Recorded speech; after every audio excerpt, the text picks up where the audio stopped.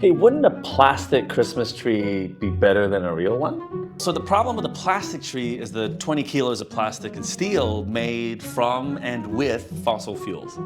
But plastic could be used forever, like it pays for itself eventually, right? Only if you keep using that specific tree for over 20 years to break even on the carbon, and we're not taking into account natural resource use and other environmental impacts. 20 years? Yeah, the problem is most people don't keep the things that long anymore, or it breaks, or they upgrade and it goes to landfill. It gets recycled though, right?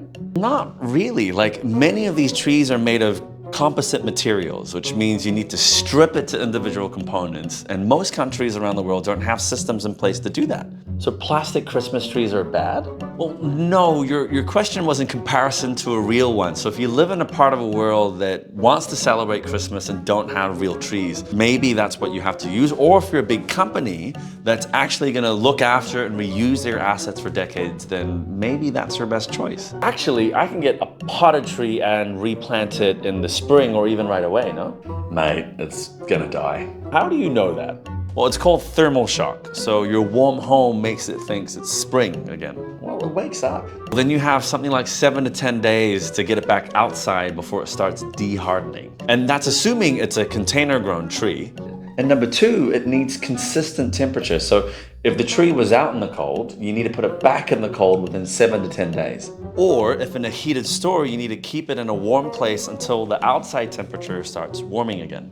Man, that is so complicated. There's a 90% survival rate for replanting if it was a pot-grown tree because the roots are all intact. And it's roughly 50% to 70% if it's a field dug tree, assuming you do everything right. But in reality, the estimate is less than 20% of trees actually surviving after replanting. But wait, if it dies and I chip it, isn't that the same as a cut tree?